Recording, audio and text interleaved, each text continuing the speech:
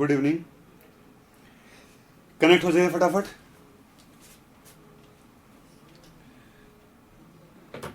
फटाफट कनेक्ट हो जाइए भाई।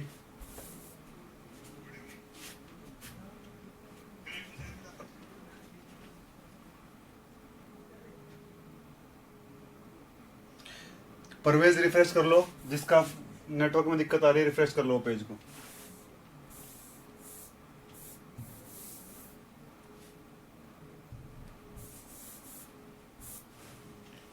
रिफ्रेश कर लीजिए फटाफट।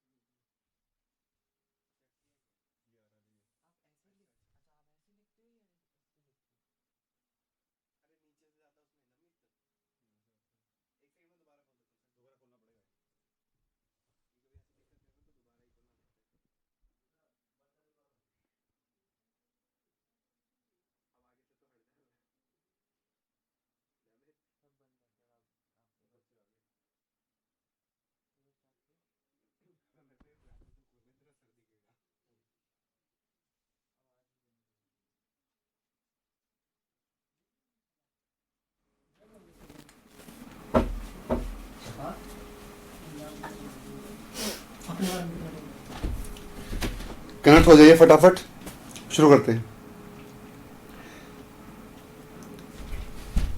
अगर एरर शो कर रहा है तो रिफ्रेश कर लो एक बार क्लास को।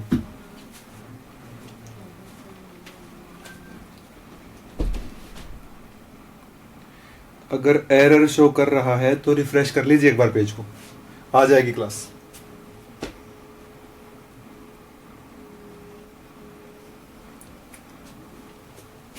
देखो भाई, लास्ट क्लास में हम लोग बात कर रहे थे मैक्सवेल स्क्वायर के बारे में। हमने छोड़ा था किसके ऊपर? मैक्सवेल स्क्वायर के ऊपर।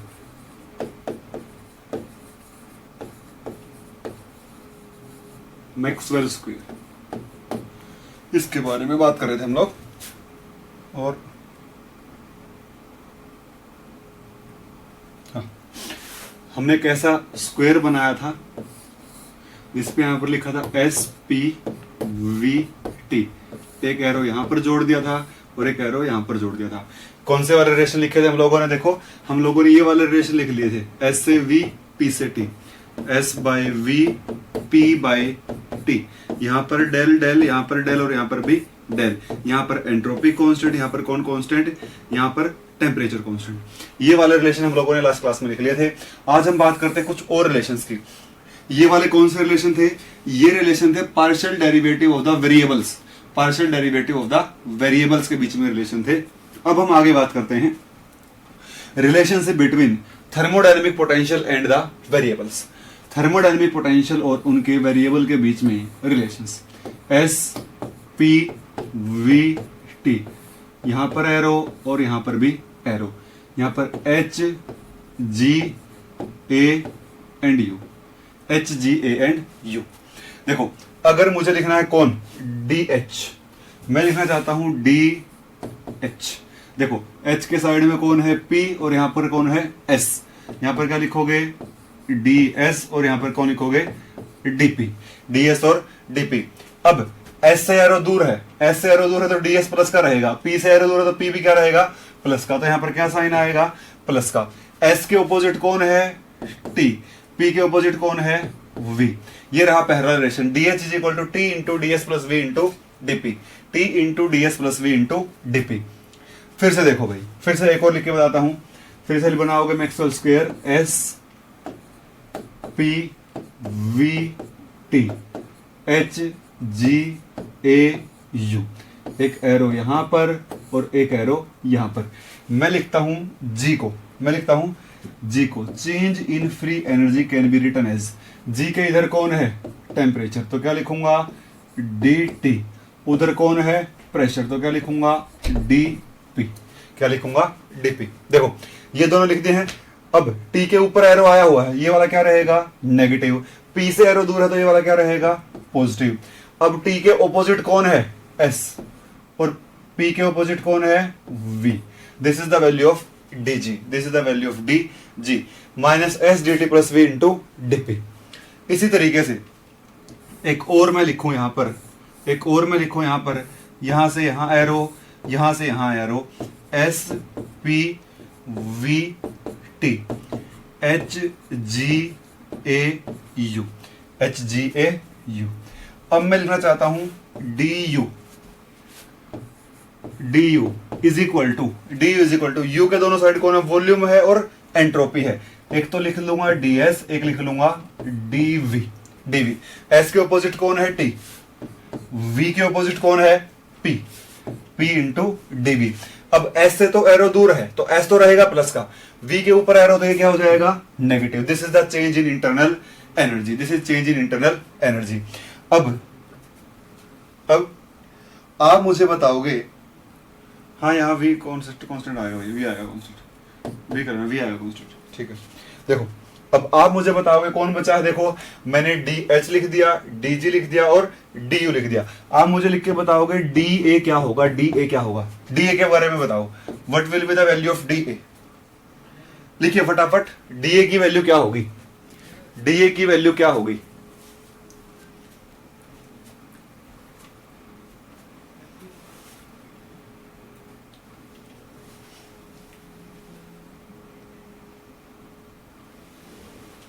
फटाफट डीए को लिख के दिखाइए।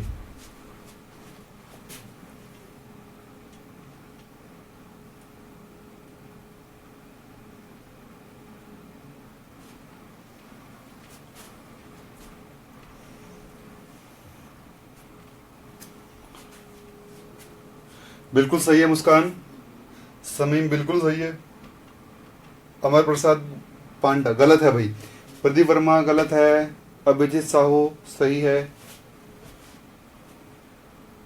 सौरभ बिल्कुल सही है,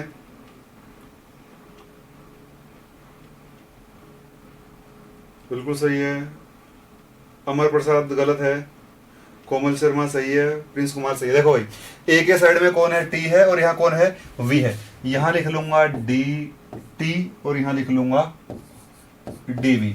टी के ऑपोजिट है एस, वी के ऑपोजिट है पी, और एरो टी और वी के ऊपर ही है तो दोनों ही क्या रहेंगे नेगेटिव, दोनों क्या रहेंगे negative. This is the value of change in Helmholtz energy, change in Helmholtz energy. Clear होगा मेरे ख्याल से, यहां तक आगे बढ़ते हैं। कुछ और रिलेशन किसकी हेल्प से, मैक्सवेल स्क्वायर की हेल्प से। कुछ और रिलेशन जैसे वेरिएबल की वैल्यू, वेरिएबल्स की वैल्यू मैक्सवेल स्क्वायर की हेल्प से, S P V T H G A you, एक एरो यहां पर और एक एरो यहां पर, ठीक है। ध्यान से देखो भाई एक बार, ध्यान से देखो एक बार, अगर मुझे वैल्यू निकालनी है किसकी टेम्परेचर की, अगर मुझे वैल्यू निकालनी है किसकी टेम्परेचर की, then T will be equal to, T के बिल्कुल अपोजिट कौन है एस, तो यहां लिखूंगा डेल एस दो बार, यहां लिखूंगा डेल एस। मुझे वैल्यू निकालनी है टेम्परेचर की, टेम्परेचर के अपोजिट कौन है एंट्रोपी, तो नीचे लिख रहे डेल एस और डेल एस। अब एस से एरो दूर है तो ये दोनों रहेंगे पॉजिटिव, ये दोनों क्या रहेंगे पॉजिटिव। अब एस के एक साइड कौन है एच, तो ऊपर लिखूंगा डेल एच, दूसरी साइड कौन है यू, तो ऊपर लिखूंगा डेल यू, और उसके बाद कौन है प्रेशर, तो इसके यहां लिख दूंगा प्रेशर कांस्टेंट, यहां कौन है वॉल्यूम, यहां लिख दूंगा volume constant. This is the value of temperature in terms of thermodynamic potentials, in terms of thermodynamic potentials. एक और लिख के दिखाता हूं, एक और देखिए फिर से Maxwell square, S P V T, arrow यहां पर, एरो यहां पर, H G A U, H G A you. देखो भाई, अगर मुझे वैल्यू निकालनी है प्रेशर की, अगर मुझे वैल्यू निकालनी है प्रेशर की, प्रेशर के ऑपोजिट कौन है? Volume. Then P is equal to divide by del V is equal to divide by del V, divide by del V, divide by del V। V की और एरो है negative का sign, यहां पर भी नेगेटिव का साइन, ठीक है। अब V के साइड कौन है? A, उससे आगे कौन है? टेम्परेचर। तो A तो आ जाएगा ऊपर और कांस्टेंट हो जाएगा कौन? टेम्परेचर। कांस्टेंट हो जाएगा कौन? टेम्परेचर। V के इधर कौन है? U, तो यहां आ जाएगा डेल U और कांस्टेंट कौन हो जाएगा? कांस्टेंट हो जाएगी एंट्रोपी। कांस्टेंट कौन हो जाएगी? एंट्रोपी। एक और रिलेशन निकाला जा सकता है यहां से, देखो एस पी वी टी, यहां एरो और यहां एरो, ठीक है। H G A U, H G A you. अगर मुझे वैल्यू निकालनी है, अगर मुझे वैल्यू निकालनी है एंट्रोपी की, एंट्रोपी की वैल्यू मुझे निकालनी है, तो एस के ऑपोजिट कौन है? T. S is equal to यहां डेल टी और यहां पर भी क्या होगा? डेल टी होगा, ठीक है। टी के साइड कौन है? जी, ऊपर कौन है? P, del G by del T. Pressure क्या? कांस्टेंट।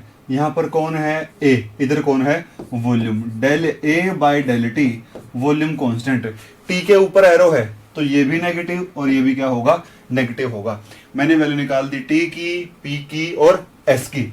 आप मुझे बताओगे what is the value of volume? Volume की वैल्यू क्या होगी? यहां से value of volume from here, यहां से बताओगे वॉल्यूम की वैल्यू क्या होगी?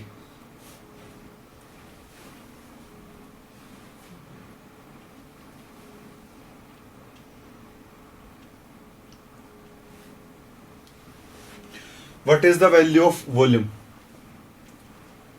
अगर वॉल्यूम निकालने के लिए बोला जाए तो एक मैक्सवेल स्क्वायर में फिर से बना देता हूं यहां पर, एस पी वी टी, यहां एरो और यहां arrow, H G A U, H G A U. Value निकालनी है किसकी? वैल्यू निकालनी है वॉल्यूम की। We have to find out the value of volume. Opposite कौन है? प्रेशर। ऑपोजिट कौन है? प्रेशर। बताओ भाई वॉल्यूम की वैल्यू क्या होगी? वैल्यू ऑफ वॉल्यूम, वॉल्यूम की वैल्यू क्या होगी?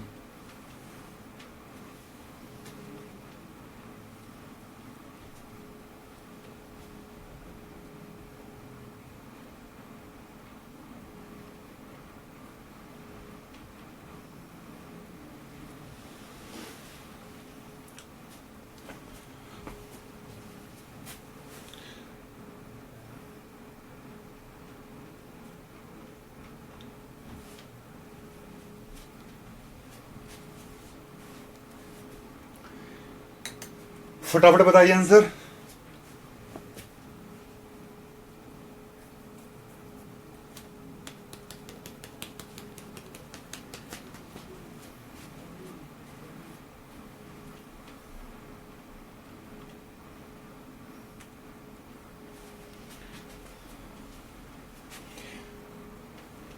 वॉल्यूम के ऑपोजिट कौन है भाई? प्रेशर। चेक कर लो एक बार सभी के सभी। यहां लिख दूंगा डेल्टा पी और सामने भी क्या लिख दूंगा? Delta P.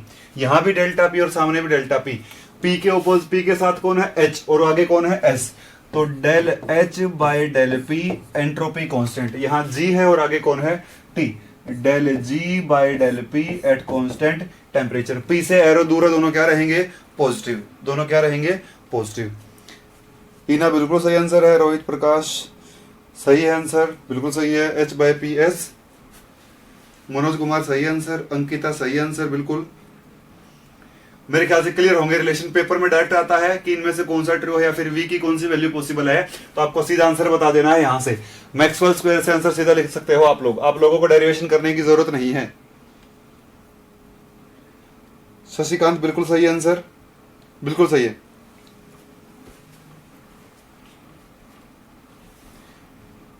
ठीक है भाई, मोस्टली का आंसर सही है, मोस्टली का आंसर सही है। हम आगे बढ़ते हैं, आगे बढ़ते हैं। देखो भाई, अब बात करते हैं, अभी आज भी थोड़ा सा बेसिक सा ही पढ़ेंगे, बेसिक आज हम लोग लगभग खत्म कर लेंगे। सबसे पहले बात करते हैं हम लोग intensive and extensive properties. Intensive and extensive properties. देखो भाई, सबसे पहले लिखता हूं इंटेंसिव। इंटेंसिव प्रॉपर्टी किसे कहेंगे?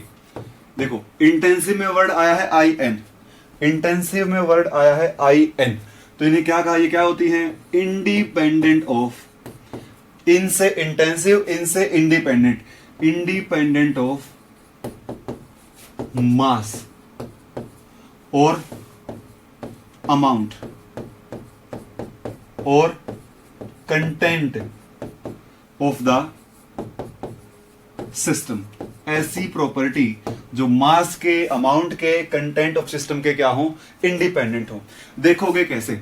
अब दूसरी कौन सी प्रॉपर्टी है आपके पास? दूसरी आपके पास है एक्सटेंसिव प्रॉपर्टीज। एक्सटेंसिव प्रॉपर्टीज, अगर एक्सटेंसिव की बात करूं तो वो प्रॉपर्टी जो क्या करती हैं, जो बॉडी की इंट्रिंसिक नेचर के ऊपर या फिर इंट्रिंसिक अमाउंट के ऊपर डिपेंड करती हैं, ये क्या होती हैं? Dependent, whose value depends upon content और अमाउंट। कंटेंट और अमाउंट, जिनकी वैल्यू डिपेंड करती है कंटेंट पे या फिर किसके ऊपर? अमाउंट के ऊपर डिपेंड करती है। फॉर एग्जाम्पल, अगर मैं एग्जाम्पल की बात करता हूं, देखो आप ढूंढोगे कैसे? आप क्या करोगे, जो भी सिस्टम आपके पास है आप उसको दो हिस्सों में डिवाइड कर लोगे, और दो हिस्सों में डिवाइड करने के बाद वो प्रॉपर्टी जो अनचेंज रहती हैं वो क्या होंगी? इंटेंसिव, और जो चेंज हो जाएंगी वो क्या होंगी? एक्सटेंसिव। जैसे अगर आपके पास एक कंटेनर के अंदर पानी भरा हुआ है, ठीक है, और आप इसको दो हिस्सों में डिवाइड कर लेते हो, तो जैसे इसका वॉल्यूम है, इसको दो हिस्सों में डिवाइड करते वॉल्यूम क्या हो गया? दो हिस्सों में डिवाइड हो गया। तो यहां पर सबसे पहली प्रॉपर्टी क्या लिख सकता हूं?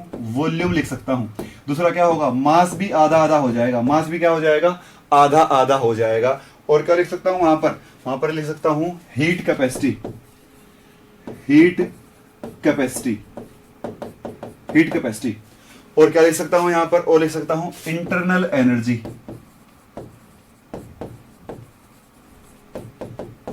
Enthalpy, Helmholtz energy, free energy. और क्या लिख सकता हूं? Entropy, entropy. ये सारी की सारी कैसी प्रॉपर्टी हैं? ये सारी की सारी एक्सटेंसिव प्रॉपर्टी हैं। अगर इंटेंसिव प्रॉपर्टीज की बात करता हूं तो इंटेंसिव एग्जांपल से क्या हो सकता है? टेम्परेचर, टेम्परेचर, क्योंकि जो टेम्परेचर यहां पर है वही कहां पर होगा? इधर भी होगा। दूसरी कौन सी है? Viscosity, viscosity. तीसरी कौन सी है? Surface tension. ये वो प्रॉपर्टी है जो डिवाइड करने पर चेंज नहीं होती। नेक्स्ट कौन सी है? Colour of the substance. पानी का जो कलर इधर है वही इधर होगा, कोई चेंज नहीं होगा। Next pressure, next specific volume, next कौन सा है? Specific heat capacity.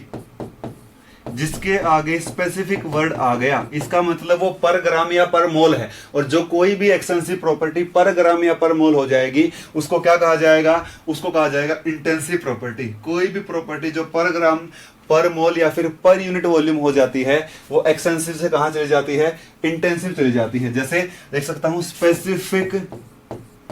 Specific internal energy, specific internal energy. और भी लिख सकते हैं बहुत सारी प्रॉपर्टी हो, जैसे standard electrode potential, standard electrode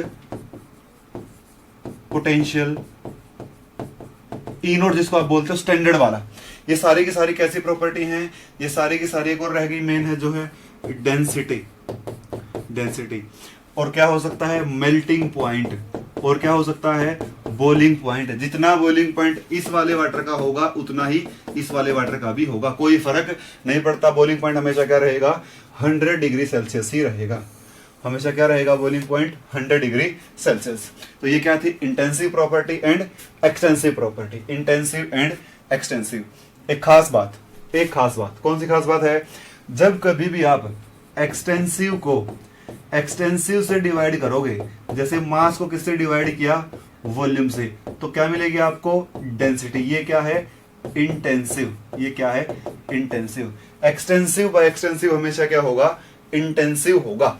या फिर मैं ऐसा भी कह सकता हूं, extensive is equal to extensive into intensive, extensive into intensive. हमेशा ऐसा रहेगा, हमेशा ऐसा ही रहेगा, हमेशा ऐसा रहेगा। और क्या कर सकता हूं एक्सटेंसिव में, और क्या लिख सकता हूं एक्सटेंसिव में, और क्या लिख सकता हूं, और मैं लिख सकता हूं अमाउंट। अमाउंट को भी लिख सकता हूं, जैसे जिसका मोल बोलते हो, अमाउंट कह लो या फिर मोल कह लो, ये भी क्या है, एक्सटेंसिव है। यहां पर क्या लिख सकता हूं, कंसंट्रेशन भी लिख सकता हूं, कंसंट्रेशन।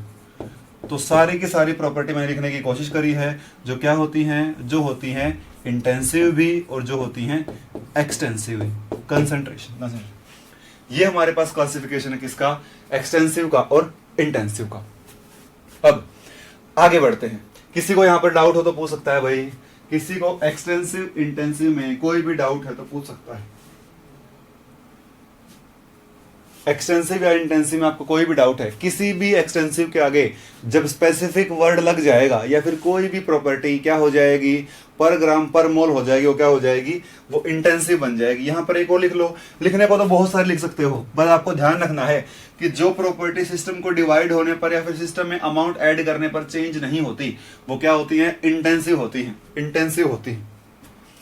यहां लिख सकते हो मोलर हीट कैपेसिटी भी लिख सकते हो, molar heat capacity, molar heat capacity भी आप यहां लिख सकते हो सारी की सारी, मोलर हीट कैपेसिटी भी लिख सकते हो।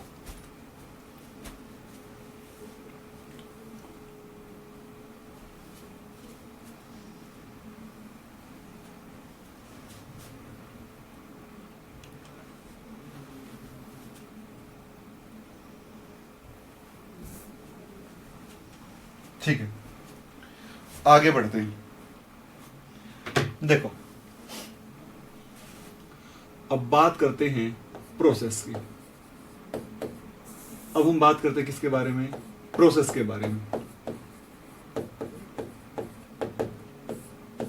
जब जब जब सिस्टम के किसी भी वेरिएबल की वैल्यू चेंज हो जाती है, जब सिस्टम के किसी भी वेरिएबल की वैल्यू चेंज हो जाती है, मान लो आपका सिस्टम है ए 1 ATM और 273 केल्विन के ऊपर है, 1 ATM 273 केल्विन के ऊपर है। ये कहां जाता है, बी में। ये 2 ATM और क्या होता है, 2 ATM और 273 केल्विन रहता है। This is a process. इसे क्या कहा जाता है, एक प्रोसेस। क्या हो गया है, एक वेरिएबल की वैल्यू चेंज हो गई है। अब हम बात करते हैं कि type of process, type of कितने तरीके की प्रोसेस हो सकती हैं। तो यहां पर मैं लिखता हूं टाइप्स ऑफ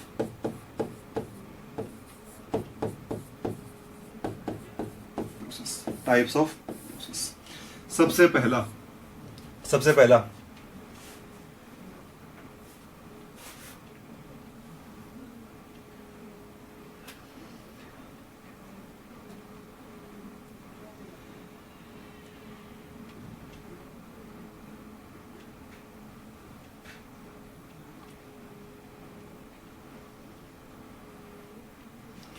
हाँ धीरज, जो स्टैंडर्ड प्रॉपर्टीज होंगी वो इंटेंसिव ही कंसीडर करते हैं। जो स्टैंडर्ड लिया जाता है इंटेंसिव ही होती हैं वो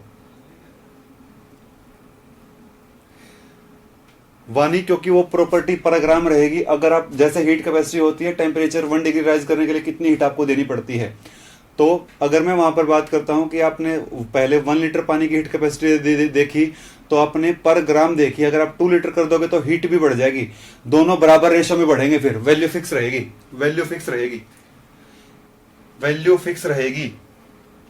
जब हीट कैपेसिटी बढ़ाऊंगा पता लग जाएगा आपको। हीट कैपेसिटी सिंपल है, और सिंपल पर ग्राम पर मोल नहीं होती, वो दूसरे वाली क्या होती है, पर ग्राम होती है। और पर ग्राम वाली हमेशा पर ग्राम ही रहेगी।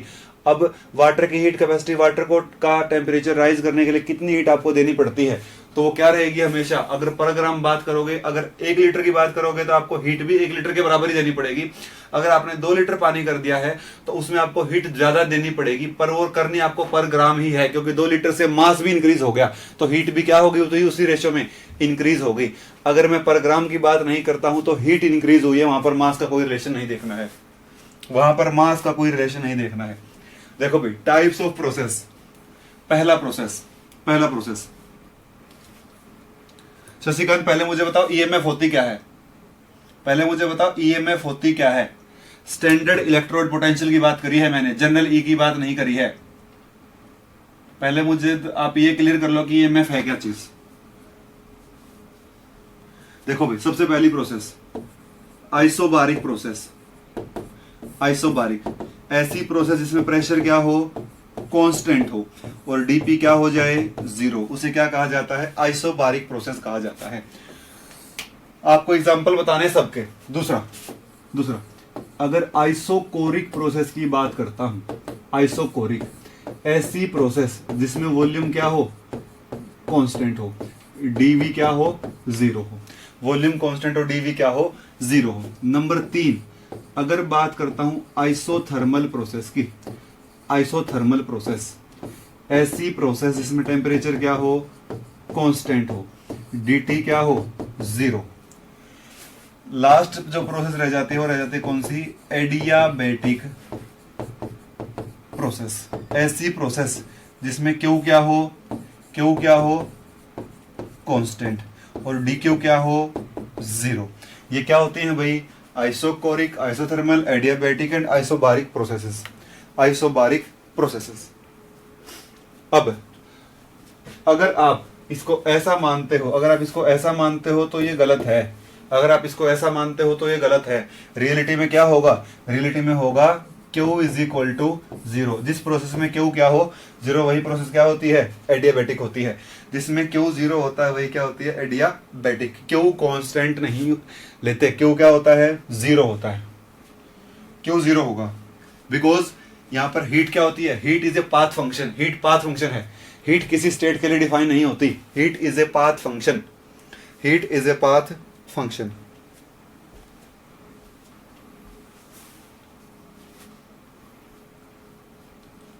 बिल्कुल सही, थर्मस फ्लास्क। देखो भाई, एग्जाम्पल बताओ फटाफट सभी प्रोसेस के। एग्जाम्पल बताइए हर एक प्रोसेस का, फटाफट एग्जाम्पल बताइए हर एक प्रोसेस का।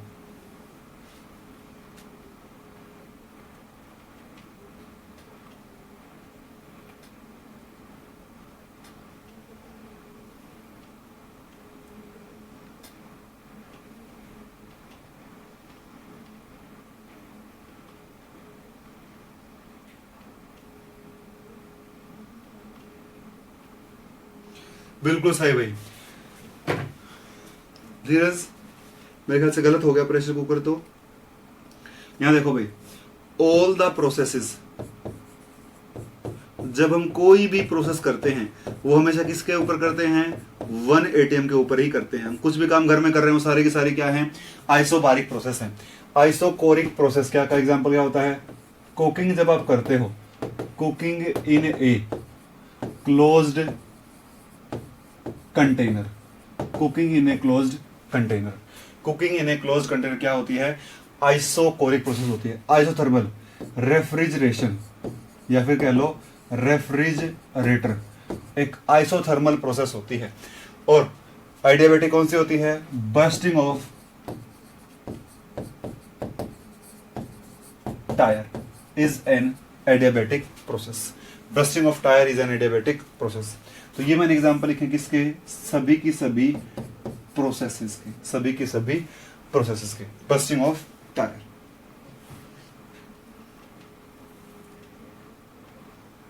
मुकेश, एडियाबैटिक प्रोसेस उसे कहते हैं, हाँ सुनो सुमन कुमार, एक बार सभी सुनो, ऐसी प्रोसेस जिसमें ना तो कोई हीट बाहर जाए ना कोई हीट बाहर से अंदर आए। सिस्टम और सराउंडिंग के बीच में हीट का एक्सचेंज ना हो उसे क्या कहा जाता है, एडियाबैटिक प्रोसेस कहा जाता है। तो जिसके लिए क्यू क्या हो, जीरो, जिसके लिए क्यू क्या हो, जीरो, उसके लिए क्या कहते हैं, एडियाबैटिक। अगर क्यू की कुछ वैल्यू एक्सचेंज हुई है पूरी प्रोसेस के दौरान, मतलब 1 जूल हीट एक्सचेंज हो रहा है पूरी प्रोसेस के दौरान, तो वो एडियाबैटिक प्रोसेस नहीं है, क्योंकि वहां पर क्यू कांस्टेंट नहीं रखना, क्यू क्या रखना है, जीरो रखना है। क्यू क्या रखना है भाई, जीरो, क्योंकि यहां पर ये प्रेशर पे बेस्ड है, ये वॉल्यूम पर, ये टेम्परेचर पे। टेम्परेचर, प्रेशर और वॉल्यूम स्टेट पे डिपेंड करने वाले वेरिएबल हैं, स्टेट फंक्शंस हैं। लेकिन जो क्यू है वो क्या है, एक पाथ फंक्शन है। तो क्यू के आगे कभी भी डी नहीं लगता, कभी डी क्यू नहीं होता, कुछ नहीं होता डी क्यू वगैरह, कभी डी क्यू नहीं होता भाई।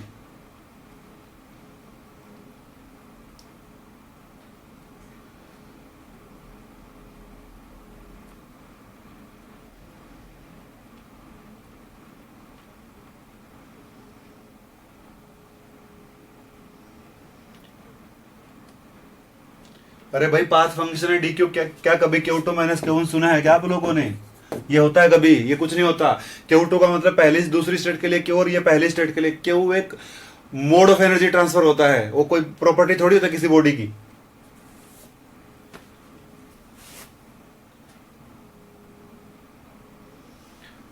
लिख दिया मैंने example, bursting of tyre, tyre का फटना एक एडियाबैटिक प्रोसेस है। प्रोसेस इतनी फास्ट होती है कि हीट का एक्सचेंज होने का मौका ही नहीं मिलता। प्रोसेस बहुत फास्ट होती है, प्रोसेस बहुत फास्ट होती है, और हीट एक्सचेंज होने का ही चांस नहीं होता प्रोसेस के दौरान, इसलिए वो एडियाबैटिक प्रोसेस है। हाँ मेरा प्रोसेस बता दिया मैंने, बता दिया है। ये तो बहुत बेसिक बातें हैं सारी की सारी। तो 11th क्लास का सारा कुछ, ये कोई ज्यादा बड़ी बात थोड़ी ना लिखी है मैंने, 11th क्लास का है सब कुछ।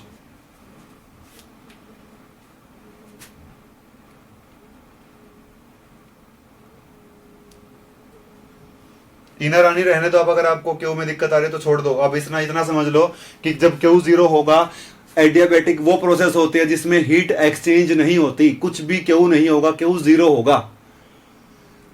क्यू एक, रुक जाओ अभी 2 मिनट बस, आगे देखो थोड़ा सा,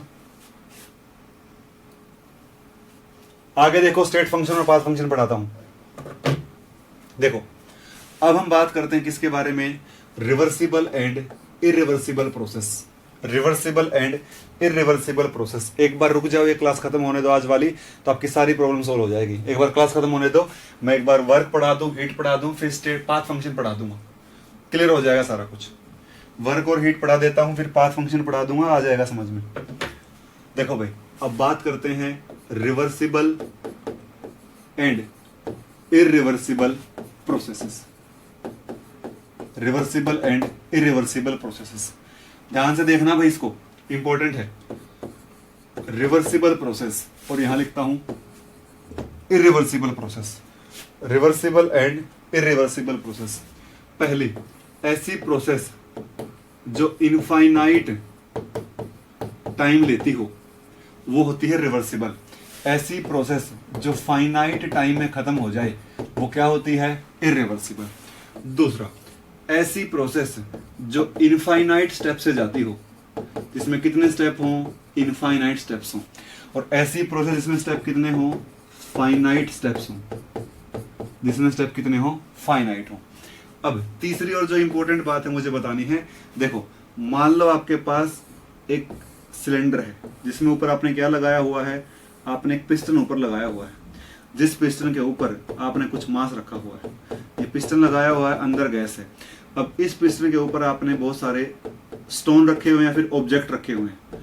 अब ऐसा मान लीजिए आपने बहुत सारे ऑब्जेक्ट रखे हुए हैं, कितने, लगभग 1000 रखे हैं, 1000, और हर एक का मास कितना है, 1 ग्राम।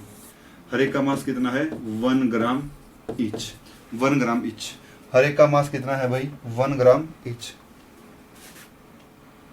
हाँ ममता बिल्कुल है, बिल्कुल सही बोला आपने, बिल्कुल है ममता, सही कह रहे हो, बिल्कुल है। थर्मस फ्लास्क भी है, कह सकते हो। देखो और यहां पर भी एक और मैं बनाता हूं तीसरे नंबर में, ये पहला है, ये दूसरा है। जो तीसरे वाली बात है उस पर फोकस करना भाई ज्यादा। देखो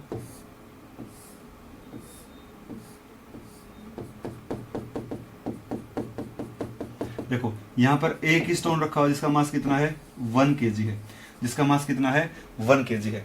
देखो अगर मैं यहां से मास हटा दूं, अगर मैं 1 kg मास यहां से रिमूव कर दूंगा, अगर मैं 1 kg मास यहां से रिमूव कर दूंगा तो पिस्टन कहां आकर रुक जाएगा, नियर अबाउट यहां आकर पिस्टन रुक जाएगा, गैस क्या होगी, एक्सपेंड होगी। तो एट द एंड जो P एक्सटर्नल है, जो P एक्सटर्नल है वो क्या हो जाएगा, कांस्टेंट हो जाएगा।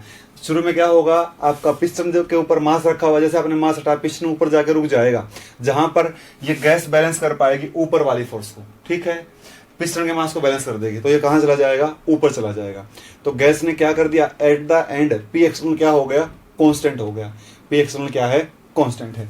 लेकिन अगर मैं यहां बात करता हूं, और दूसरी बात यहां देखिए, यहां पे मैं क्या करता हूं, सबसे पहले एक वेट रिमूव करता हूं 1 ग्राम, 100 रिमूव करता हूं, कितने ग्राम का वेट बचेगा ऊपर, 999। फिर दूसरा रिमूव करूंगा तो कौन सा होगा, 998। फिर कौन होगा, 997। तो पहले तो जो एक्सटर्नल प्रेशर है ना वो कितने का है, 1000 स्टोन्स का है, उसके बाद कितनों का है, 999 का है, उसके बाद 998 का, फिर 99 क्या है, 7 का है। तो मैं यहां कह सकता हूं कि रिवर्सिबल प्रोसेस में है ना, जो P एक्सटर्नल है वो कांस्टेंट नहीं है। रिवर्सिबल प्रोसेस में जो P एक्सटर्नल है वो कांस्टेंट नहीं है, वो क्या है, वो वेरिएबल है, वो कांस्टेंट नहीं, वो क्या है, वेरिएबल है। पहले तो कितने पत्थर का मास है ऊपर से, 1000 का है, फिर कितने का है, कितनों का प्रेशर, फिर 99 का है, फिर 998 का है, फिर 997 का है। तो यहां पर क्या है, बहुत सारे स्टेप में होने वाली प्रोसेस है। P एक्सटर्नल बार बार क्या होगा, चेंज होगा। एक और बात, जब मैंने 1000 से एक स्टोन रिमूव कर दिया तो कितने स्टोन रहेंगे, 999। तो जैसे पिस्टन जरा सा ऊपर जाएगा, रुक जाएगा। तो जब 1 स्टोन हटा दूंगा तो हमें पता भी नहीं चलेगा कि पिस्टन जरा सा ऊपर चला गया। तो यहां पर क्या कह सकता हूं, हर एक स्टेप पे P external near about equal होता है किसके, P इंटरनल के। For each step P external near about equal to P internal, और P एक्सटर्नल कांस्टेंट नहीं होता, P एक्सटर्नल कांस्टेंट नहीं होता। चेक कीजिए भाई, अगर यहां तक आपको कोई डाउट है तो पूछ लो। इसमें मेरा यहां पे बताने का मकसद यही था कि रिवर्सिबल में P एक्सटर्नल फिक्स नहीं होता, इंटरनल के बराबर ही होता है, और यहां पर इरिवर्सिबल में P एक्सटर्नल क्या होता है, कांस्टेंट होता है। चेक कर लो भाई, कोई डाउट है तो चेक कर लीजिए।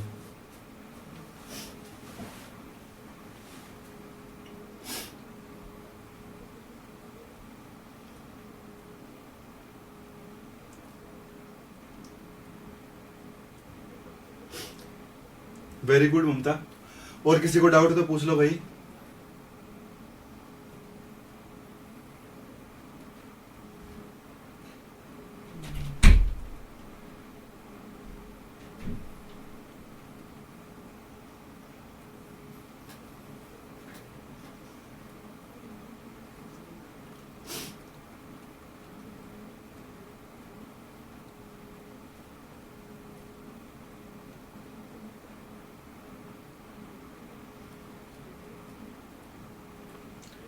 सौरभ यहां पर एक एक करके हटाने का मतलब है,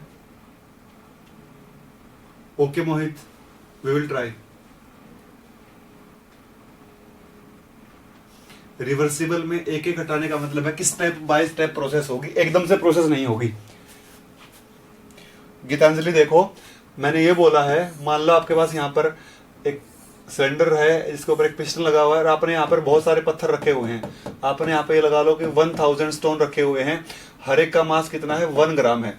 जब आपने एक स्टोन रिमूव कर दिया तो कितनों का वेट पिस्टन के ऊपर होगा, 99 के ऊपर होगा। अब जब गैस आगे वाली प्रोसेस में एक्सपेंड होगी तो किस प्रेशर के अगेंस्ट एक्सपेंड होगी, 99 के अगेंस्ट एक्सपेंड होगी। फिर एक और हटा दूंगा तो किसके अगेंस्ट होगी, 998 के। पहले एक्सटर्नल प्रेशर कितना था, 1000 स्टोन का था, फिर कितनों का है, 999 का है, फिर 998 का है, फिर 997 का है। तो हर स्टेप पर हाँ Rohit, step by step remove करने के बाद भी, हाँ प्रिंस, P एक्सटर्नल कांस्टेंट नहीं होगा।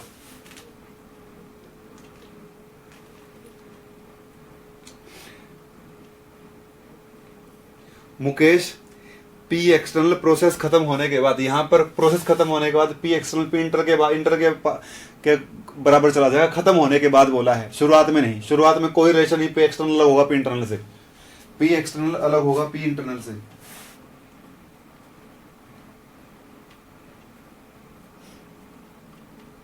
रोहित प्रकाश, कंटिन्यूसली रिमूव करने का मतलब क्या है? हम कंटिन्यूसली ही रिमूव करेंगे और हम प्रोसेस को हर स्टेप के ऊपर देखेंगे, हर स्टेप के ऊपर प्रोसेस देखने, क्योंकि वो रिवर्सिबल है, स्टेप बाय स्टेप होगी। अगर आपने एकदम से रिमूव कर दिया तो प्रोसेस रिवर्सिबल नहीं रहेगी। वो ये वाली प्रोसेस हर स्टेप पे रिवर्सिबल होगी, ये वाली नहीं हो सकती रिवर्सिबल, ये इरिवर्सिबल प्रोसेस है।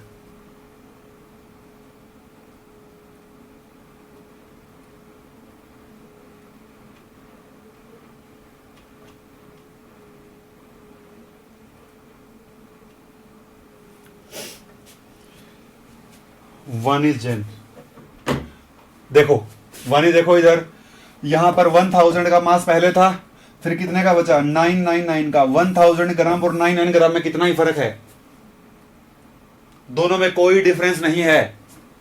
मैंने नियर अबाउट लिखा, यहां पर नियर अबाउट इक्वल है पी इंटरनल के हर स्टेप के ऊपर।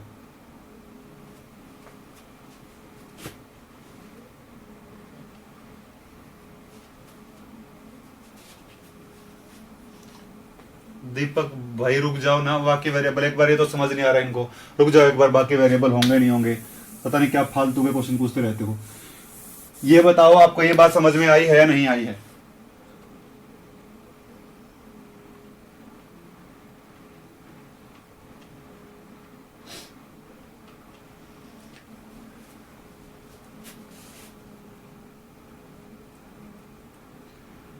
धीरज आप लोग पागल हो क्या? टॉपिक से रिलेटेड क्वेश्चन पूछो ना,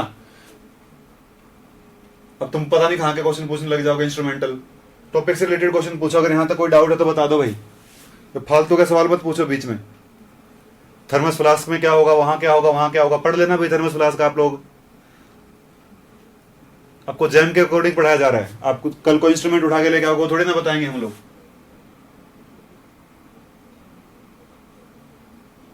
क्या इतना तो दिमाग लगा लो कम से कम,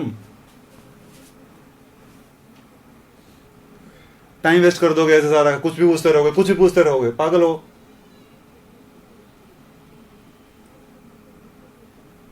ओ भाई मेरी बात सुन लो, बात खत्म हो जाती है। पी एक्सटर्नल कांस्टेंट रहेगा, इसमें पी एक्सटर्नल कांस्टेंट नहीं रहेगा, इंटरनल के बराबर रहेगा, ठीक है, खत्म हो गई बात। फालतू पता नहीं क्या।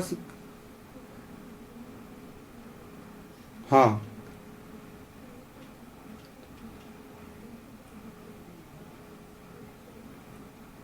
हाँ, इना ऐसा कह सकते हैं, जो आप कह रही हो वो वैसा कह सकते हैं, जो आपने कहा है वो कह सकती हो हर स्टेप के लिए। अरे सुनो मेरी बात, अब कोई कह रहा है, सुनो मेरी बात, अब सो क्वेश्चन देखो तुम लोग कैसे पूछ रहे हो। एक कह रहा है कि 5 ग्राम, 1 ग्राम की जगह 5 ग्राम हटा दो तो क्या होगा? अरे पागल हो क्या, 5 ग्राम हटा दो, छोटे छोटे स्टेप में प्रोसेस करनी है तभी रिवर्सिबल होगी वो, ऐसे तो 10 ग्राम हटा दो एकदम से। और यहां पर ये तो मैंने 1000 का एग्जांपल लिया है भाई, इनफाइनाइट होंगे, इसमें तो स्टेप ही 1000 होंगे, इसमें तो स्टेप ही 1000 होंगे। मैंने इनफाइनाइट बोला तो इनफाइनाइट मास रखे होंगे इसके ऊपर, बार बार एक मास रिमूव करना पड़ेगा आपको। 5 ग्राम हटा दूं, 10 ग्राम हटा दूं, 20 ग्राम हटा दूं, मैं सिर्फ यहां से इतना बोलना चाहता हूं कि इरिवर्सिबल प्रोसेस में एक्सटर्नल प्रेशर कांस्टेंट होगा, लेकिन रिवर्सिबल में एक्सटर्नल प्रेशर हर स्टेप पे चेंज होगा। अगर इनफाइनाइट स्टेप है तो हर स्टेप पे प्रेशर चेंज होता चला जाएगा। और मैं इससे ज्यादा कुछ नहीं बोल रहा हूं, 5 ग्राम हटा दूं, 10 ग्राम हटा दूं, 20 ग्राम हटा दूं, 40 ग्राम हटा दूं, पता नहीं क्या सोचते रहते हो, अलग ही लेवल के सवाल है।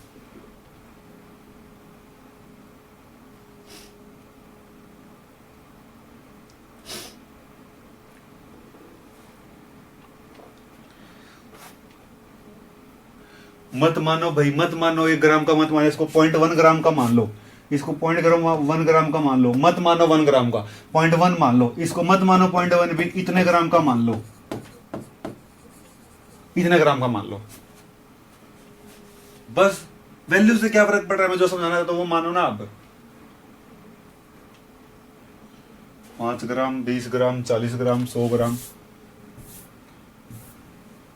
कंसेप्ट बताने की कोशिश कर रहा हूं। परवेज क्या करे, क्वेश्चन ही आगे है, आपको क्वेश्चन पूछते रहते हैं। ठीक है, नेक्स्ट बात करते हैं भाई। प्लीज प्लीज प्लीज टॉपिक से रिलेटेड क्वेश्चन पूछें, बहुत बच्चों का टाइम वेस्ट हो जाएगा, ऐसे पढ़ने वाले बच्चों का टाइम वेस्ट हो जाएगा। प्लीज रिक्वेस्ट आप लोगों से, टॉपिक से रिलेटेड ही क्वेश्चन पूछें, इररिलेवेंट क्वेश्चन ना पूछें, अदरवाइज मैं क्वेश्चन स्किप कर दूंगा। इररिलेवेंट क्वेश्चन का जवाब नहीं दूंगा जिसका टॉपिक से कोई लिंक नहीं है। देखो भाई, आगे बात करते हैं heat and work. Heat and work, देखो पहले लिखता हूं हीट। बोलो भाई हीट क्या होती है?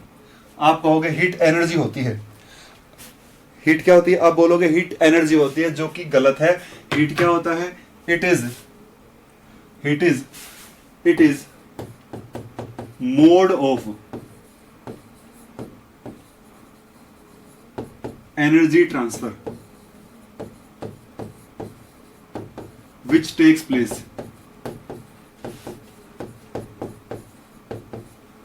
place as a result of temperature difference। वो एनर्जी का ट्रांसफर जो किस वजह से हुआ है? जो टेम्परेचर डिफरेंस की वजह से हुआ है। वो एनर्जी का ट्रांसफर जो किस वजह से हुआ है? जो टेम्परेचर डिफरेंस की वजह से हुआ है। वो क्या होता है? उसे क्या कहते हैं? हीट कहते हैं। और इसको दूसरी भाषा में क्या बोलते हैं? Disordered form of energy transfer. Disordered form of energy transfer. अब यहां पे डिसऑर्डर क्यों बोला गया? देखो भाई, मान लो आपके पास एक कंटेनर है, इसमें आपने पानी रखा हुआ है, ठीक है, और आप नीचे से क्या करते हो? नीचे से आपने बर्नर लगा रखा है या फिर कुछ, आप नीचे से इसको हीट दे रहे हो। नीचे से आप इसको हीट दे रहे हो, तो यहां पर जब आप इसको हीट दोगे तो सबसे पहले क्या होगा? सबसे पहले जो नीचे वाले वाटर के मॉलिक्यूल हैं वो गर्म होंगे। सबसे पहले नीचे वाले वाटर के मॉलिक्यूल गर्म होंगे। पूरे सिस्टम में हीट ऑर्डरली डिस्ट्रीब्यूट नहीं होगी। पूरे सिस्टम में हीट ऑर्डरली डिस्ट्रीब्यूट नहीं होगी, तो इसे क्या कहा जाता है? Disordered form of energy transfer. Disordered form of energy transfer. Disordered form of energy transfer. दूसरे की बात करूं, दूसरा लिखा हुआ है, डिनोट करते हैं भाई किससे? क्यू से। मेजर करते हैं किसमें? जूल में। मेजर करते हैं जूल में। नेक्स्ट हमारे पास है वर्क। अब अगर मैं वर्क की बात करूं तो अब सिंपल बोल दोगे कि वर्क क्या होता है? काम। वर्क क्या होता है? काम। देखो, अगर साइंटिफिकली मैं बात करता हूं तो वर्क होता है mode of energy transfer.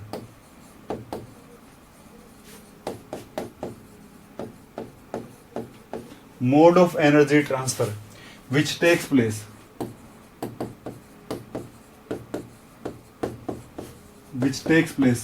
as a result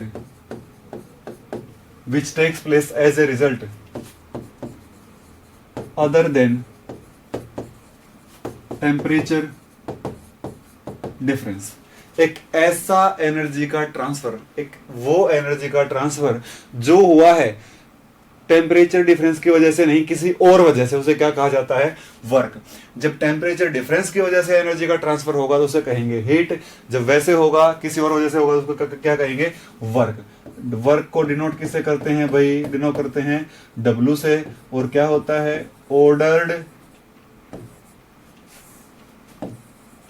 form of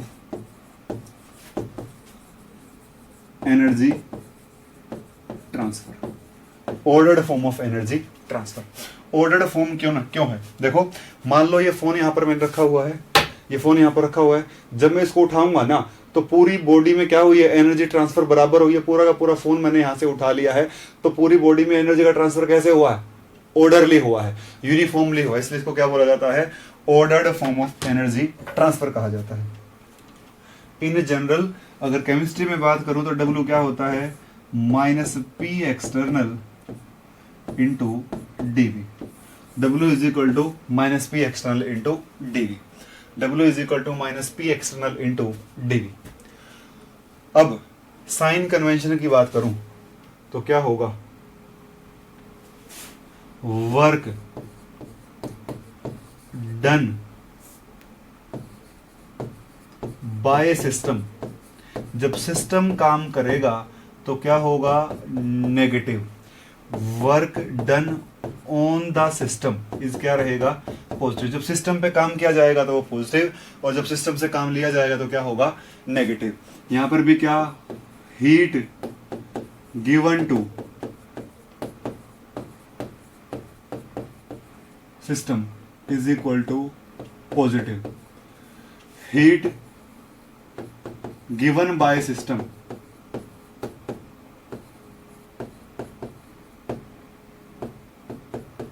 negative. मैं लिख सकती, आगे लिख दूंगा इसको, आगे लिख दूंगा, ठीक है। आगे लिखता हूं, heat given by system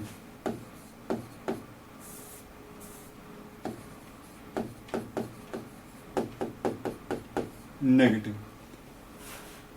heat given to system positive. Heat given to system क्या होगा, पॉजिटिव होगा भाई, ठीक है। देखो देखो भाई, यहां पे एक बार देखो, हमने लिखा है इसको हीट, इसको क्या लिखा, वर्क। हीट लिखा और क्या लिखा, वर्क। ये क्या है, डिसऑर्डर्ड है। ये क्या है, ऑर्डर्ड है, ऑर्डर्ड, ठीक है भाई। देखो भाई, किसी भी ऑर्डर्ड चीज को डिसऑर्डर करना बहुत आसान है, तो 100% आप किसी भी ऑर्डर्ड चीज को डिसऑर्डर में चेंज कर सकते हो, लेकिन किसी भी डिसऑर्डर चीज को परफेक्टली 100% ऑर्डर्ड में कन्वर्ट नहीं कर सकते हो। तो मैं ये कहना चाहता हूं कि हीट को वर्क में 100% कन्वर्ट नहीं किया जा सकता। कुछ हीट हमेशा क्या होती रहेगी, लॉस होती रहेगी, लेकिन वर्क को कंप्लीटली हीट में कन्वर्ट किया जा सकता है। वर्क को कंप्लीटली हीट में कन्वर्ट किया जा सकता है, वर्क को कंप्लीटली हीट में कन्वर्ट कर सकते हैं। यहां तक आप लोगों को कोई डाउट है तो पूछ सकते हो भाई, यहां तक आप लोगों को कोई डाउट है तो पूछ सकते हो।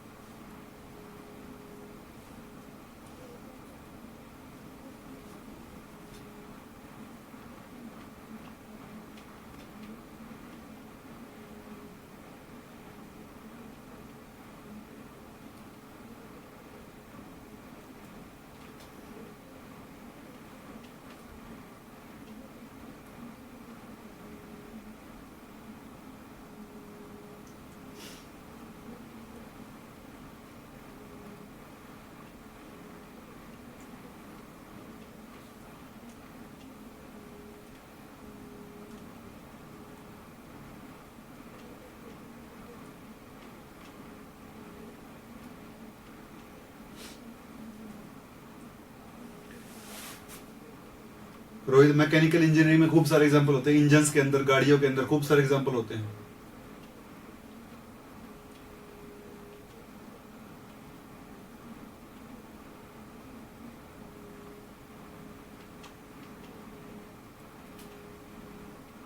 हीट को वर्क में कन्वर्ट करने का आपके सारे ही इंजन जो हीट को वर्क में कन्वर्ट करते हैं,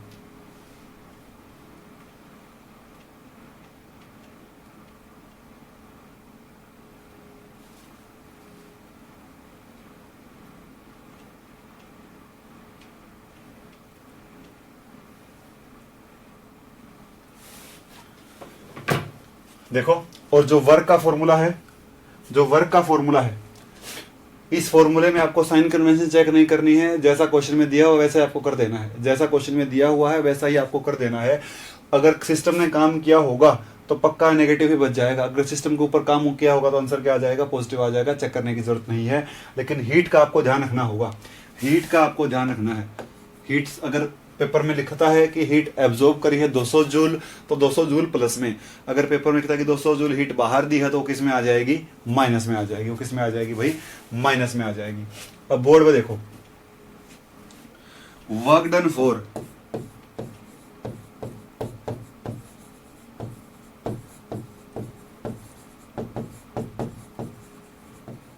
different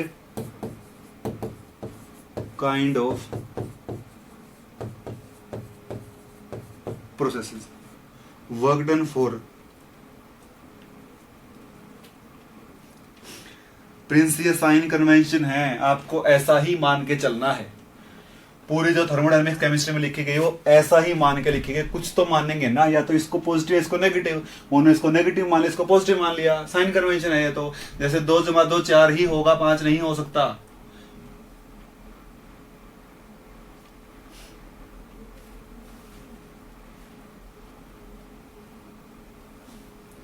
देखो पहली प्रोसेस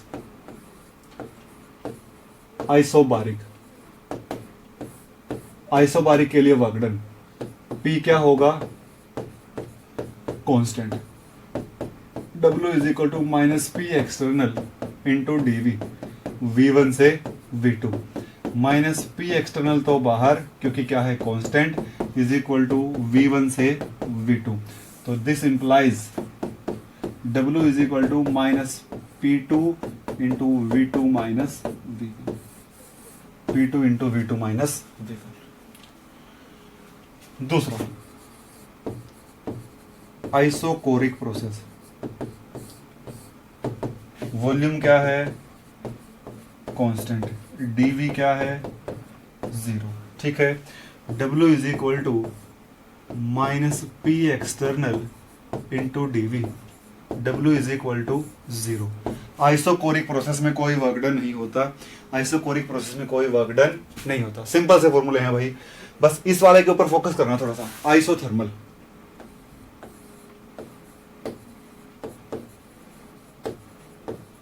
आइसोथर्मल। पहले बात करता हूं इरिवर्सिबल वाले की, जो इरिवर्सिबल भी हो और आइसोथर्मल भी हो।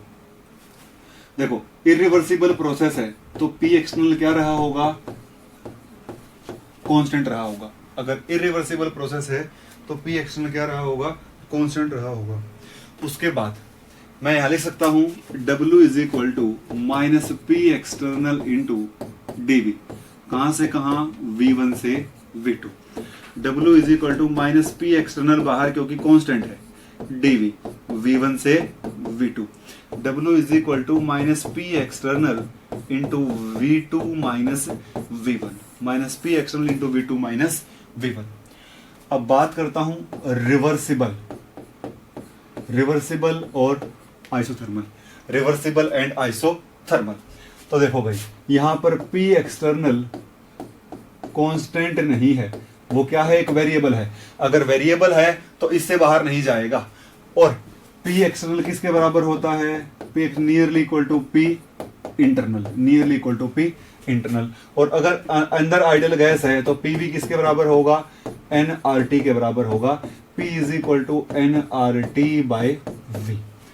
तो work done is equal to minus P into dV। ठीक है, तो ये क्या होगा, minus nRT dV by V, V1 से V2, V1 से V2। माइनस nRT आ जाएगा बाहर, माइनस nRT बाहर, dV बाय V, V1 से V2। ठीक है, ये क्या बन जाएगा, W is equal to minus nRT ln V2 by V1। Work done for the reversible isothermal process. अगर प्रेशर की फॉर्म में लिखूं तो मुझे पता है P1 V1 is equal to P2 V2, V2 by V1 is equal to P1 by P2। This implies W is equal to minus nRT ln P1 by P2। Work done for the reversible isothermal process, work done for irreversible isothermal process.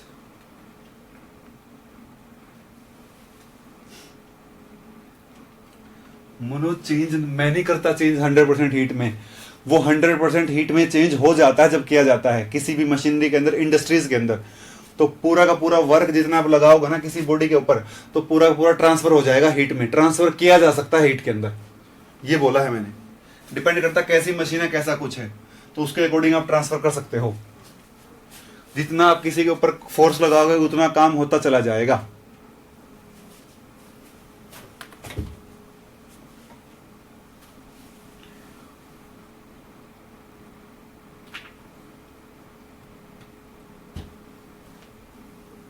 यहां तक कोई doubt है तो पूछ लो भाई, यहां तक कोई भी डाउट है तो पूछ लो।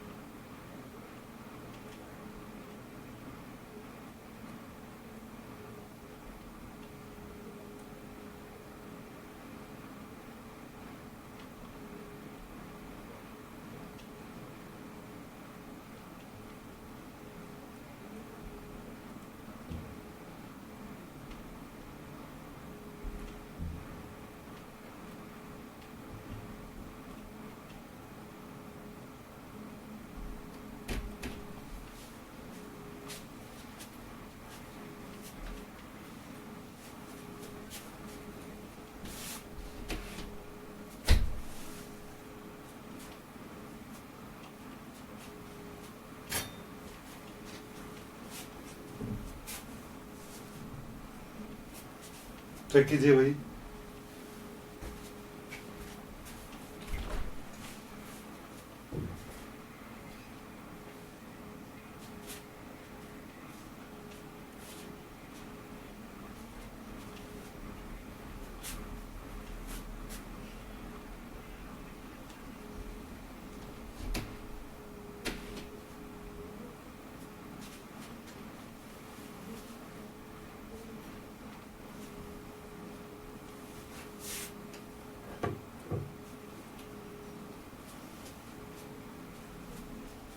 मुकेश, हम हमेशा आइडल गैस की बात करेंगे, रियल की बात नहीं करेंगे कहीं पे भी।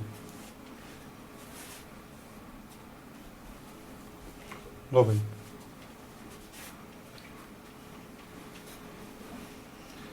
External pressure Saurabh, external pressure को P2 ही बोला गया है। कोमल, आइसोकोरिक में वॉल्यूम कांस्टेंट है, आइसोकोरिक में वॉल्यूम कांस्टेंट है, dV 0 होगा, तो W क्या माइनस P इंटू dV, ये P एक्सटर्नल है, एक्सटर्नल लिखा हुआ है, X है, dV 0 पूरा का पूरा 0 हो जाएगा।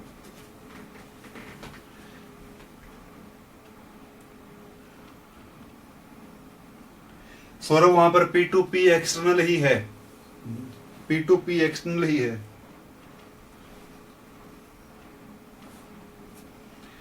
रियल गैस आपके सिलेबस में नहीं है सुमन, रियल गैस आपके सिलेबस में नहीं है। रियल लिख लो, अगर तुम्हें ज्यादा डेरिवेशन करें तो रियल लिख लो, फिर हो जाओ खुश, कोई बात नहीं। यहाँ रियल लिख लो, हो जाओ खुश, यहाँ रियल लिख लो, रियल लिख लो, यहाँ पर कोई बात नहीं, लिख लो, वंडरवॉल लिख लेना, वहां पर वंडरवॉल इक्वेशन लिखना और वहां पर प्रेशर की वैल्यू लिख देना, यहाँ पर लिख लो, कोई दिक्कत नहीं, निकाल लो वंडरवॉल से, कोई दिक्कत नहीं, यही फॉर्मूला होगा, कोई फर्क नहीं पड़ता।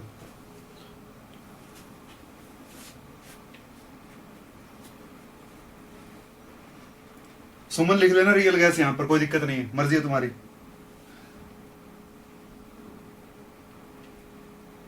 तुम्हें अलग ही चलना है, चल लो, लिख लो यहाँ पर रियल लिख लो। और विरियल गैस इक्वेशन भी लिख लेना यहाँ पर, अगर विरियल गैस इक्वेशन तुम्हें याद है वो भी लिख लेना।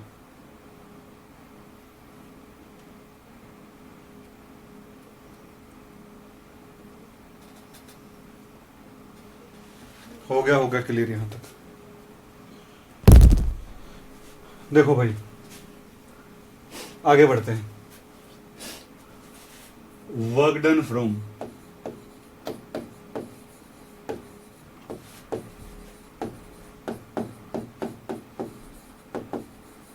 Diagram, work done from pressure volume diagram, PV diagram से वर्क डन। देखो भाई, हाँ पूजा, मूव ऑन करते हैं आगे, हो गया।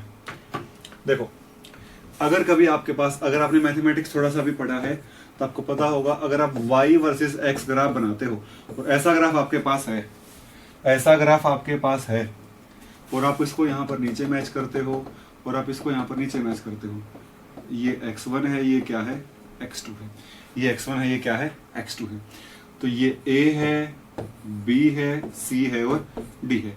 तो मैं बात करता हूँ इस वाले एरिया की, जो इस ग्राफ के अंडर नीचे, इस सारे के सारे एरिया की बात करता हूँ। तो क्या लिख सकता हूँ, area under A B C D A is equal to integration y into d x, x1 से कहा x2, x1 से कहा x2। ऐसे मैं इस ग्राफ के नीचे का एरिया निकाल सकता हूँ। अब मैं बात करता हूँ प्रेशर वॉल्यूम डायग्राम की। मैं एग्जांपल लेके चलता हूँ आइसोथर्मल प्रोसेस, आइसोथर्मल लेके चलता हूँ एग्जांपल, आइसोथर्मल, ठीक है। तो पीवी क्या होता है भाई, nRT। आइसोथर्मल टेम्परेचर क्या होगा, कांस्टेंट होगा। तो पीवी क्या हो गया, पीवी क्या हो गया, कांस्टेंट हो गया। This is equation of hyperbola, और ये क्या है, हाइपरबोला यहां पर बना हुआ है। तो पीवी का डायग्राम भी कैसे बनेगा, पीवी का डायग्राम बनेगा ऐसे। यहां पर मैं थोड़ा सा और आगे खींच दूंगा लाइन को। यहां पर प्रेशर है और यहां पर कौन है, वॉल्यूम है, इधर कौन है, प्रेशर है। तो ग्राफ बनेगा ऐसे, ठीक है। और अगर इस वाले ग्राफ के लिए मैं बात करता हूं, अगर मेरे को ये वाला कोऑर्डिनेट कौन पता है, V2, ये वाला कोऑर्डिनेट क्या है, V1, और मुझे क्या निकालना है, इस ग्राफ के नीचे का एरिया। A से कहां गए हो, A से गए हो B, ये C है और ये क्या है, D है, ABCD, ठीक है। इस ग्राफ के नीचे का एरिया देखो क्या होगा, देखो क्या होगा,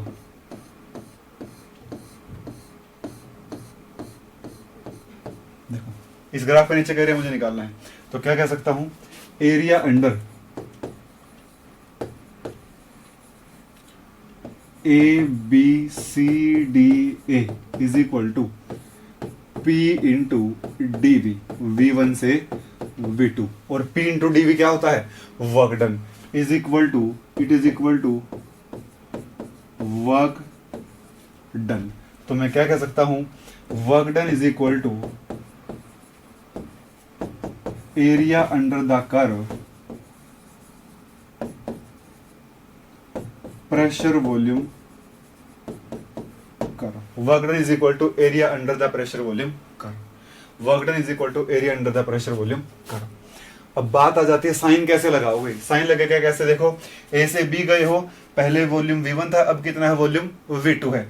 V1 से V2 गए हो, जब V1 से V2 गए हो ना, तो पक्का एक्सपेंशन हुआ, पहले वॉल्यूम कम था, अब वॉल्यूम क्या है, ज्यादा। अगर एक्सपेंशन होगा तो काम किसने किया होगा, सिस्टम ने, तो क्या लगा दोगे बाहर, नेगेटिव। और अगर एरो इधर की साइड होगा तो क्या हुआ है, पक्का कंप्रेशन हुआ है, कंप्रेशन हुआ तो साइन क्या रहेगा, पॉजिटिव, क्योंकि कंप्रेशन में काम कौन करेगा, सिस्टम के ऊपर काम होगा, सिस्टम से काम नहीं होगा।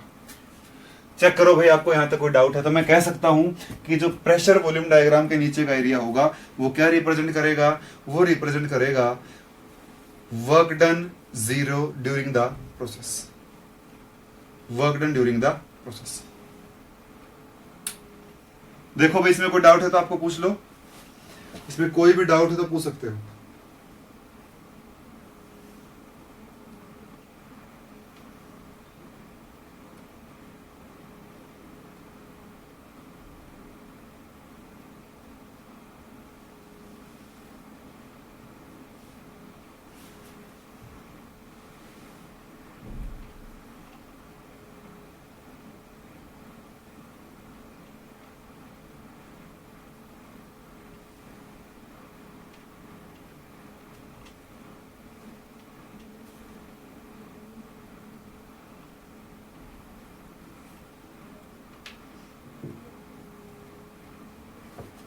ओके कोमल, ठीक है। देखो क्वेश्चन कराता हूं मैं इसी के ऊपर। इन जनरल जब एक्सपेंशन होगा तो काम कौन करेगा? एक्सपेंशन में काम करेगा सिस्टम। कंप्रेशन में काम किसके ऊपर होगा? कंप्रेशन में काम सिस्टम के ऊपर होगा। काम सिस्टम के ऊपर होगा। देखो ज्योति, यहां से यहां गई है प्रोसेस, आप ए से कहां गए हो? बी। ए के ऊपर वॉल्यूम कम है, बी के ऊपर वॉल्यूम ज्यादा है, तो क्या हुआ है? एक्सपेंशन। वॉल्यूम कम से कहां गई है? ज्यादा गई है। ये क्या है? एक्सपेंशन। ये क्या सिस्टम का एक्सपेंशन हुआ है। तो यहां पर आप क्या कह सकते हो कि जब एक्सपेंशन होगा तो काम किसने किया है? सिस्टम ने। तो एरिया निकालकर उसके बाहर क्या साइन लगा दोगे? नेगेटिव साइन लगा दोगे। एरिया निकालकर बाहर साइन क्या लगा दोगे? नेगेटिव। पीवी क्या है? PV constant. This is equation of hyperbola. ये हाइपरबोला की इक्वेशन है और हाइपरबोला ऐसे बनता है। ये हाइपरबोला बनाया हुआ है मैंने। देखो भाई, एक क्वेश्चन लिखता हूं। प्रेशर, यहां पर वॉल्यूम, ठीक है। ये ए है, बी है, सी है, डी है। ए से बी, बी से सी, सी से डी, डी से ए। यहां पर है 5 ATM, यहां पर है 2 ATM, ऊपर है प्रेशर। यहां पर है 1 लीटर, यहां पर है 2 लीटर। ठीक है, मुझे बताओ work done during the process क्या होगा? वर्क डन क्या होगा? Find out the work done during the whole cycle. पूरे साइकिल के दौरान वर्क डन क्या होगा? जल्दी से निकाल के बताओ एक बार, जल्दी से निकाल के बताओ। Work done during the whole cycle, work done during the whole cycle, whole cycle के दौरान वर्क डन क्या होगा? प्लीज सोल्व करके बताइए एक बार।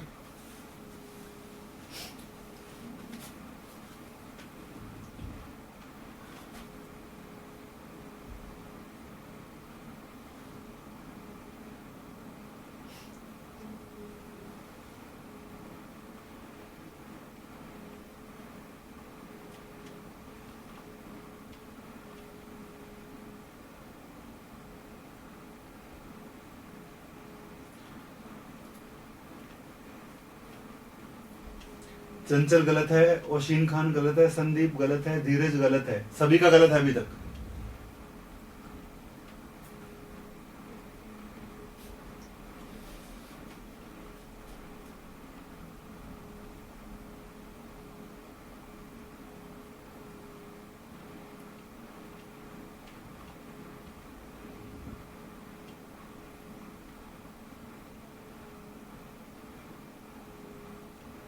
और बोलो भाई, किसी ने किया है तो?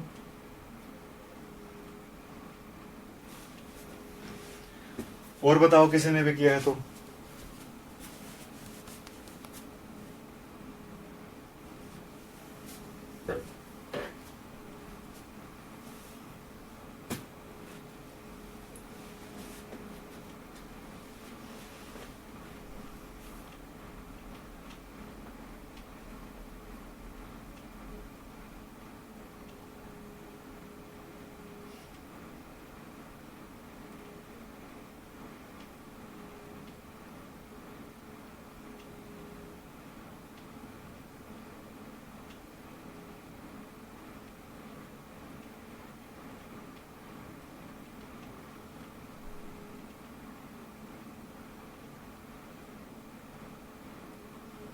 गलत है, सभी का गलत है,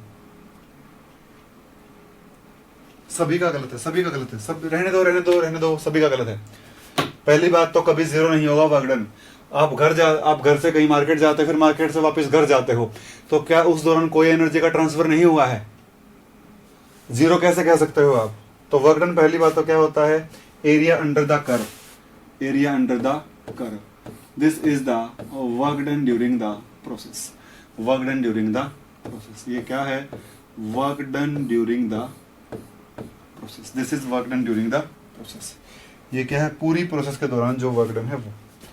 अब देखो, पहली बात तो अगर मैं ए बी पाथ की बात करूं, work done for A B, work done for A B कैसी प्रोसेस है? आइसोबारिक प्रोसेस है। किसके ऊपर हुई है? 5 ATM के ऊपर हुई है। तो यहां पर क्या रहेगा? P एक्सटर्नल कह लो या फिर P2 कह लो, P2 तो बाहर और अंदर क्या, dV, तो minus P2 into V2 minus V1। तो P2 कितना है 5, 5 के ऊपर ही सारा कुछ हुआ है, और V2 कितना है, 1 मिनट भाई मैंने शायद गलत डाटा लिख दिया, ठीक है चलो इसके अकॉर्डिंग में हो जाएगा, ठीक है। 3 निकाला, 3 सही होगा, जिसने आंसर 3 दिया है ना उसका आंसर सही है, बाकी सबका लगभग गलत है। जिसने 3 निकाला उनका लगभग सही होगा, 3 निकाला उनका सही होगा। 5 इंटू 2 माइनस 1, ये कितना होगा भाई, 5 इंटू 2 माइनस 1, ये कितना होगा, -5 litre ATM, -5 litre ATM. Work done for path BC, अगर BC पाथ की बात करो तो कांस्टेंट वॉल्यूम के ऊपर हुआ है, तो BC के लिए वर्क डन क्या होगा, आइसोकोरिक है, क्या होगा 0। W फॉर CD, C से D पाथ की जब बात करता हूं तो 2 एटीएम के ऊपर हुआ है, तो यहां लिखता हूं -2 इंटू V2। अब आप यहां से यहां आए हो तो V2 कौन है 1 और V1 कौन है 2, तो यहां पर क्या लिखूंगा 1 - 2, ये क्या होगा 2 - 1 - 1, ये क्या होगा, this is 2 litre atm, 2 litre atm. अगर मैं बात करता हूं work done for path DA 0, क्योंकि कैसा प्रोसेस है, आइसोकोरिक प्रोसेस है, आइसोकोरिक प्रोसेस है। तो W क्या होगा भाई, WAB plus WBC plus WCD plus WDA is equal to, वहां पर लिखा हुआ है -5 plus 0 plus 2 plus 0 is equal to -3 litre atm. ये तो था क्या, ये तो था लॉन्ग मेथड। अब शॉर्ट मेथड क्या होगा, वर्क डन क्या होता है, एरिया अंडर द कर्व। ये साइड कितनी है भाई, ये साइड है 1, ये साइड कितनी है भाई 3, ये साइड कितनी है 3। तो क्या कह सकता हूं, एरिया अंडर द कर्व क्या होगा, area under the curve is equal to 3 into 1 is equal to 3 litre atm. अब वहां तो नेगेटिव है, ये क्या है पॉजिटिव आया है, तो आपको हमेशा ध्यान रखना है, हमेशा ध्यान रखना है कि अगर क्लॉकवाइज डायरेक्शन है तो साइन आएगा नेगेटिव, और अगर एंटी क्लॉकवाइज है तो साइन आएगा पॉजिटिव।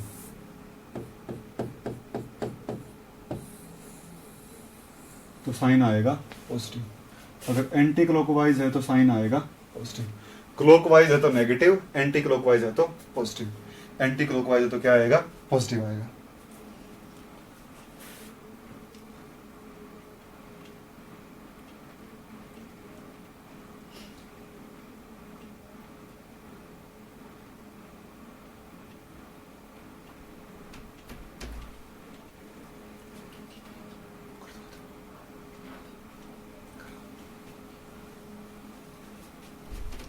चेक कर लीजिए भाई, प्रदीप आंसर सही था, और किसका आंसर सही था, और किसका आंसर, प्रदीप वर्मा आंसर सही था भाई। फिर से मुकेश तुम्हारा भी आंसर सही था, बाकी 2 लोगों का आंसर सही था, बाकी सबका लगभग गलत है। किसी में साइन में प्रॉब्लम है, किसी और चीज में प्रॉब्लम है, ठीक है। मैं आपको एक और सवाल देता हूं और फिर क्लास खत्म करता हूं। आपको सवाल घर से ट्राई करके लाना है। एक आइडियल गैस है, 1 मोल आइडियल गैस है जो इस प्रोसेस के थ्रू लेके गए हैं, एक्सपेंड की है 10 एटीएम और 10 लीटर से। सबसे पहले लेके गए हैं कहां पर, इसको लेकर गए हैं कहां पर, इसको लेकर गए हैं भाई 2 एटीएम एंड 50 लीटर के ऊपर। अब ये लेकर कैसे गए हैं, एक तो आपको इस पूरे पाथ का W निकालना है, ठीक है, और एक इसको कैसे लेकर जाना है, पहले तो 5 एटीएम के ऊपर, ठीक है, और फिर किसके ऊपर, फिर किसके ऊपर, फिर 2 एटीएम के ऊपर। पहला पाथ तो 5 एटीएम का होगा, फिर इस 5 एटीएम वाले को कहां पर, 2 एटीएम वाले के ऊपर। तो ये W1 है, ये कौन है, W2 है। ये क्वेश्चन आपको घर से करना है भाई, ये मल्टी स्टेप वर्कडन का क्वेश्चन है। और एक्सपेंड अगेंस्ट